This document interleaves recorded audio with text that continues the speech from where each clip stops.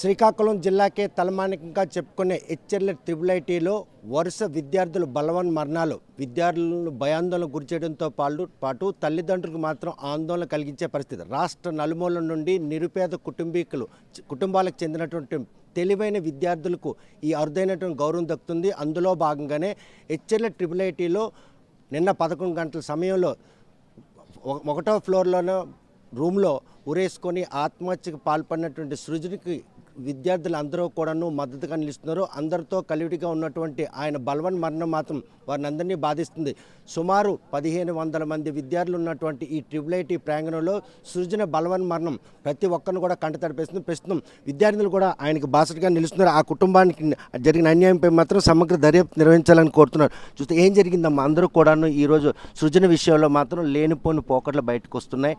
కాకపోతే పక్కా సాక్ష్యాధారాలు కనిపిస్తున్నాయి. 9 మంది విద్యార్థులు వారిని పూర్తిగాను ఇచ్చేశారనేటువంటి ఏం జరిగింది అసలు? ఏం జరిగింది అనేది మాకు పూర్తిగా తెలియదు. ఇక్కడ మేము కూడా దానికోసమే ఉన్నాము. వీళ్ళు ఏం చేస్తారా చూద్దాం అనేసి ఇక్కడ ఉన్నాము.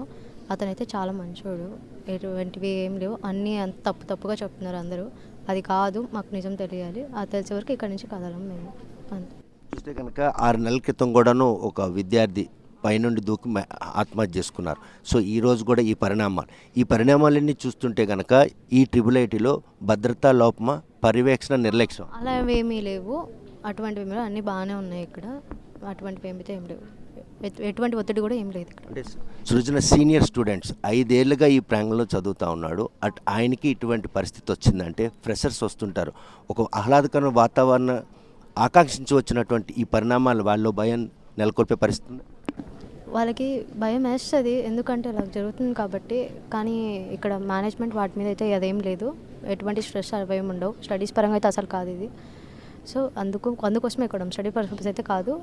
ఈ రీజన్ ఏంటని తెలియాలి మాకు అంతా. మిడ్ ఎగ్జామ్స్ జరుగుతున్న ఈ నేపథ్యంలో సృజన్కి ఎగ్జామ్ లేదా? ఉంది, కానీ దానికి దీనికి సంబంధం లేదు అసలు. అటువంటివి ఏమైనా ఉంటే అతను ముందే చేసుకుంటాడు. ఇప్పుడు ఇంతవరకు ఆగడు కదా. అటువంటి అయితే ఏం లేదు. స్టడీస్ పరంగా అయితే అదేం కాదు. చూస్తే కనుక యాజమాన్యం మాత్రం పూర్తి స్థాయిలో ఎప్పటికప్పుడు పర్యవేక్షిస్తుంది. ఫ్యాకల్టీ విషయంలో కావచ్చు, భద్రతా విషయంలో కావచ్చు, ఎటువంటి లోపాలు లేకపోయినప్పుడు కూడాను ప్రస్తుతం సృజన ఏ కారణాల వల్ల చనిపోయారనే విషయం వాస్తవాన్ని మాత్రం ఈరోజు చెప్పాలని వీరందరూ డిమాండ్ చేస్తున్నారు.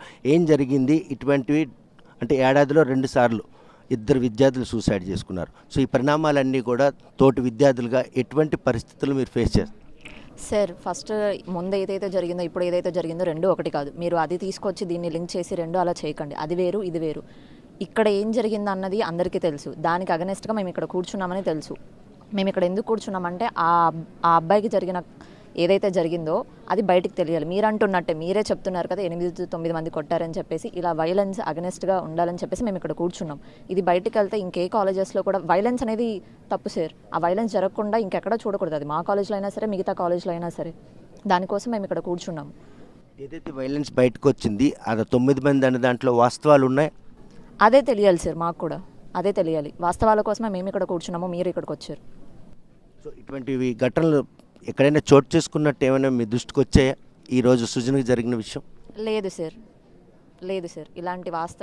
ఇలాంటి దృశ్యాలు మేము ఎప్పుడూ చూడలేదు. ఇది కూడా ఫస్ట్ టైం అని చెప్పలేము. ఎందుకంటే ఇక్కడ క్యాంపస్ స్ట్రెంత్ 4000 మంది సార్. 4000 మందిలో 4000 మంది మంచి వాళ్ళు అయితే ఉండదు సార్. మీరు అన్నట్టు ఫ్రెషర్స్ వస్తే భయపడతారు కదా అంటే, యాజమాన్యం అయితే చాలా మంచిగా ఉండదు sir. Triple IT is good college, faculty మంచిగా ఉంటారు, కాలేజ్ ఈజ్ గుడ్.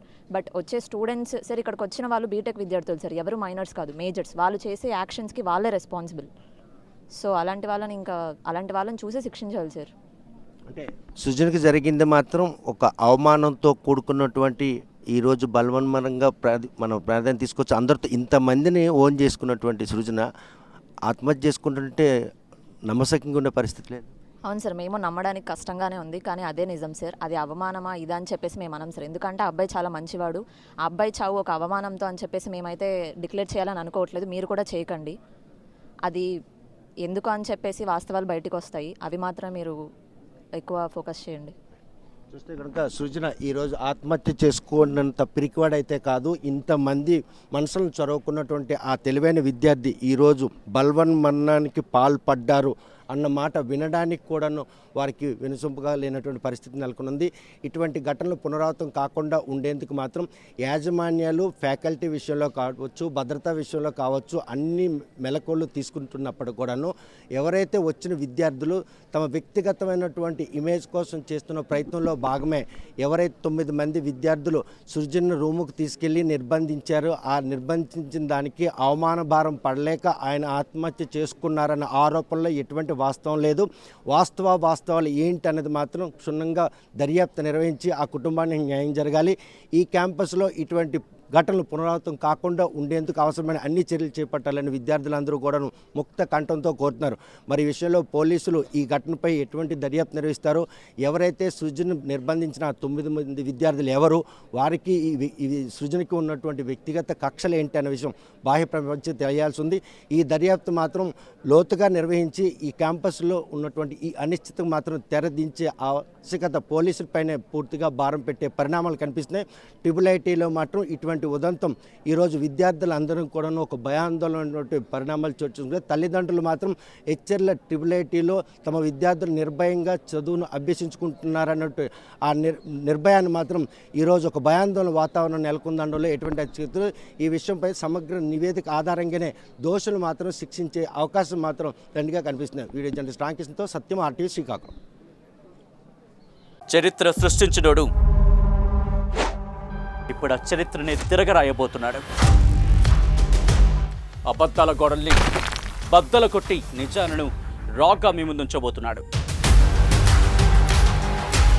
నిజమైన వార్తల కోసం వెంటనే డౌన్లోడ్ చేసుకోండి రా యాప్ని.